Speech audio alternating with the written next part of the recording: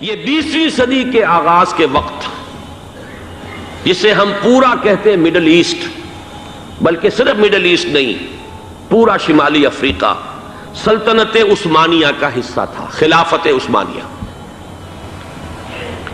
Libya, الجزائر، مصر، پورا حجاز، یمن، پورا عراق، شام، اور یہ شام ہی کے حصے ہیں در حقیقت، اردن اور لبنان، یہ سب، یہ شام عرب، عراق عرب، یہ پورا علاقہ خلافت عثمانیہ یہ اس کا حصہ تھا۔ پہلی جنگ عظیم میں انگریزوں نے عربوں کو بغاوت پر آمادہ کیا، غداری پر آمادہ کیا، انہوں نے خلافت عثمانیہ کے خلاف بغاوت کی، بیج بوئے ان کے دلوں کے اندر نفرت کے، ابھارا انہیں، تم ترکوں کے غلام کیوں ہو، تمہیں خود حاکم ہونا چاہیے، تم کھڑے ہو جاؤ، ہم مدد کریں گے، تم بغاوت کرو، تم ان ترکوں کے خلاف ہماری مدد کرو، ہم تمہیں آزاد کر دیں گے، تم اپنے پاؤں پر خود کھڑے ہو جانا۔ یہ بہت ہی ہمارے لیے دردناک المیہ ہے اس پہلی جنگ عظیم کا۔ کرنل لارنس جیسا شخص، برطانوی استعمار، اور اس کے نتیجے میں عربوں نے بغاوت کی۔ اور اس قدر دردناک بات آپ کو بتا رہا ہوں، میں پہلی مرتبہ جب سن 62 میں حج کے لیے گیا مدینہ منورہ میں، ابھی وہ ریل کے انجن کھڑے ہوئے تھے۔ یہ ترکی کے زمانے میں، سلطنت عثمانیہ کے زمانے میں بغداد سے مدینے تک ریلوے لائن تھی۔ یہ پورا ایک عالم سلطنت عثمانیہ، صرف سلطنت نہیں، خلافت عثمانیہ، پوری ٹرینیں جو ہے ترکوں کی اڑائی گئی، ہزاروں ترکوں کو شہید کیا گیا، یہاں تک کہ صحن حرم میں شہید کیے گئے سینکڑوں ترک۔ یہ جرم تھوڑے نہیں ہے، معمولی نہیں ہے۔ آج جس کی سزا مل رہی ہے، معلوم ہونا چاہیے کہ وہ جرائم کون کون سے تھے۔ اب بھی جو لوگ گئے ہیں انہوں نے دیکھا ہوگا، ترکی کا قلعہ موجود ہے اوپر پہاڑی کے اوپر، حرم کا جو سب سے بڑا دروازہ ہے باب ملک عبدالعزیز، اس کے سامنے ایک لائبریری ہوتی تھی، اب تو غالباً وہ بھی گرا دی گئی ہے، اس کے پیچھے پہاڑی پر ترکوں کا قلعہ ہے پرانا، اس پر توپیں موجود تھیں۔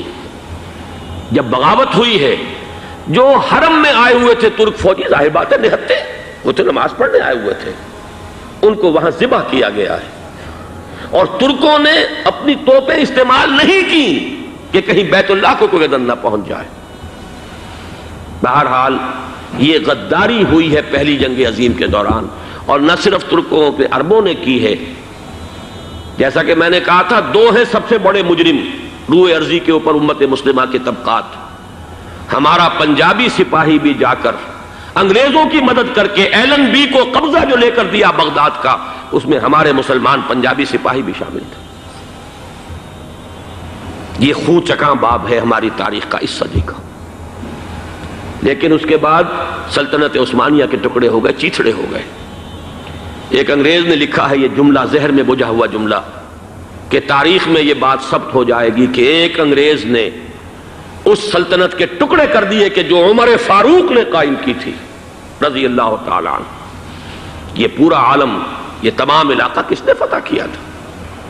یہ بات ہاتھ بدل گئے تھے، پھر ترک آ گئے، خلافت عثمانیوں کے پاس چلی گئی، لیکن یہ سلطنت تو حضرت عمر رضی اللہ تعالیٰ عنہ کے زمانے سے چلی آ رہی تھی۔ اس کو ایک انگریز کرنل نے، اور اس نے بغاوت پہ آمادہ کر کے عربوں کو اور ترکوں کے پیٹھ میں چھرا ڈھپوا کر ان کے ذریعے سے اور ٹکڑے کر دیے۔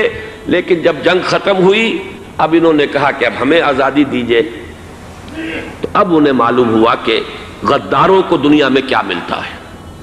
ٹکڑے کر دیے گئے۔ یہ حصہ عراق یہ انگریز کے پاس رہے گا، شام کا یہ علاقہ یہ فرانسیسیوں کے پاس رہے گا، مصر پر انگریزوں کا تسلط رہے گا، لیبیا اطالویوں کے پاس رہے گا۔ لے دے کر یہ جو علاقہ تھا حجاز، چونکہ وہاں کچھ تھا ہی نہیں، بوادٍ غیر ذی زرع، یہ عربوں کے پاس چھوڑ دیا گیا۔ اس وقت جو بادشاہ ہیں شاہ حسین اردن کے، ان کے دادا سب سے بڑے غدار وہی تھے، لہذا ان کو اس علاقے کی بادشاہت دے دی گئی۔ اس کے بعد نجد سے ایک تحریک اٹھی ہے، وہ سعودی جو خاندان ہے وہ نجد سے اٹھا ہے۔ نجد میں اس وقت کچھ بھی نہیں تھا، وہ تو صرف ریت کے تودے تھے اور کچھ بھی نہیں، لہذا ادھر کسی استعماری قوت کو دیکھنے کی ضرورت ہی نہیں تھی۔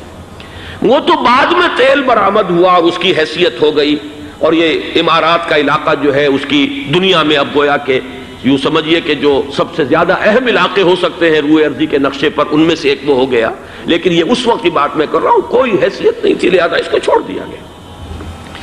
یہ ہے تاریخی پس منظر، یہ لکیریں جو کھینچی گئی ہیں، یہ ایک ملت اسلامیہ کو جو قومیتوں میں تقسیم کیا گیا، پھر نعرے لگوائے گئے المصر للمصریین الشام للشامیین۔ اب شامی ایک علیحدہ قوم ہو چکے ہیں، مصری ایک علیحدہ قوم ہو چکے ہیں، عراقی ایک علیحدہ قوم ہو چکے ہیں۔ یہ ساری تقسیمیں استعمار کی پیدا کرنا ہے، اس کا کوئی تعلق اسلام کے ساتھ نہیں۔ اب ضرورت تو اس بات کی تھی کہ استعمار کے پنجے جب یہاں سے کچھ ہٹے، دوسری جنگ عظیم کے بعد ایک دور آیا، امریکہ ابھرا ہے دنیا کی عالمی سطح پر سیاست میں، اس کے ہاں کچھ آزادی کے تصورات تھے، اس نے بھی سپورٹ کیا۔ برطانیہ کمزور ہو چکا تھا، وہ اتنے بڑے علاقے کو اب ہولڈ نہیں کر سکتا تھا۔ ہندوستان بھی آزاد ہوا، پھر یہ کہ اور دوسرے علاقوں سے بھی اس کو پسپائی اختیار کرنی پڑی۔ استعمار کے پنجے جس طرح بھی ہوئے، ان کے سینوں سے، عربوں کے سینوں سے جو ہے گویا کہ وہ ہٹے، لیکن امریکہ نے ایک اپنی بہت بڑی حکمت عملی جو اختیار کی، عالم عرب کے سینے میں اسرائیل کا خنجر پیوست کر دیا، تاکہ یہ کبھی آزاد نہ ہو جائیں، ہمارے انگوٹھے تلے رہے، ہماری پالیسی گورن کرے۔ یہ استعمار کا دوسری جنگ عظیم کے بعد، جہاں برطانوی استعمار، فرانسیسی استعمار رفتہ رفتہ یہ ہٹنے شروع ہوئے۔ صدر ناصر نے انگریزوں کو اٹھا کر پھینکا میڈیٹرینین میں اور دوسرے جگہوں سے، الجزائر نے آزادی حاصل کی فرانس سے، اطالویوں سے جو ہے لیبیا والوں نے آزادی حاصل کی، یہ ہو گیا، لیکن ایک خنجر پیوست کر دیا گیا اسرائیل کا سینہ عرب۔ اس صورتحال میں ظاہر بات ہے کہ ایک تو بڑی آئیڈیل پوزیشن تھی کہ پورا عالم اسلام متحد ہو، لیکن وہ تو بہت دور کا خواب معلوم ہوتا ہے۔ علامہ اقبال سے بڑا کوئی نقیب نہیں ہے ملت اسلامی کی وحدت کا۔ ایک ہو مسلم حرم کی پاسبانی کے لیے، نیل کے ساحل سے لے کر تا بخاک کاشغر، لیکن انہیں بھی اپنے لیکچرز میں کہنا پڑا کہ اس وقت جو صورتحال ہے، پورے عالم اسلام کی ایک وحدت بن جانا تو تقریباً ناممکن نظر آ رہا ہے۔ اگر کسی طرح ایک common wealth of Muslim nations وجود میں آ جائے تو بھی بڑی کامیابی ہوگی، لیکن اس سے بھی پہلے یہ تو زیادہ آسان تھا کہ عالم عرب ایک وحدت کی شکل اختیار کر لے۔ یہ تو ایک قوم ہے، اکثر و بیشتر ایک نسل یا زیادہ دو نسلیں کہہ دیجئے، شمالی افریقہ میں بربر نسل بھی ہے، باقی تو سب عرب ہیں۔ یہ پورا عالم ایک نسل، ایک زبان، پورے اتنے رقبے کے اوپر بولے جانے والی ایک زبان، یہ تو ایک ہو جائے۔ افسوس یہ ہے کہ اس کا ایک ہو جانا، ایک شخصیت ابھری تھی جو مذہبی مزاج کی شخصیت تھی، جو دینی مزاج کی حامل شخصیت تھی، اگر اس کی قیادت میں عالم عرب متحد ہو جاتا تو واقعتاً ایک بہت بڑا جو ہے مرحلہ وہ طے ہو جاتا پوری عالمی ملت اسلامیہ کی ایک وحدت اختیار کرنے کا۔ وہ شخصیت تھی شاہ فیصل شہید کی، اور اس لفظ کے ساتھ ہی آپ کے ذہن میں آ گیا ہوگا کیوں انہیں شہید کر دیا گیا، کس نے کیا کرایا،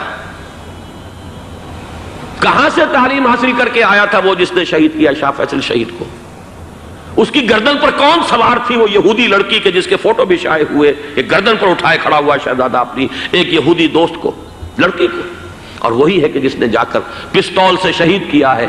جان میں اچھی طرح جان لیجئے، جیسے بارہا میں نے عرض کیا ہے کہ حضرت عمر کو شہید کرنے والا کہنے کو ابو لولو فیروز تھا، لیکن اس کے پیچھے پورا ایرانی نسل پرستی کا جو پورا پس منظر ہے، اسے تو ہر شخص جس کی ذرا بھی نگاہ جو ہے جو صرف منظر کو نہ دیکھ رہی ہو، پس منظر کو بھی دیکھنے والی ہو، وہ تو جان لے گی کہ ابو لولو فیروز ایک فرد کا نام نہیں تھا، وہ ایران کا انتقام تھا عالم عرب سے۔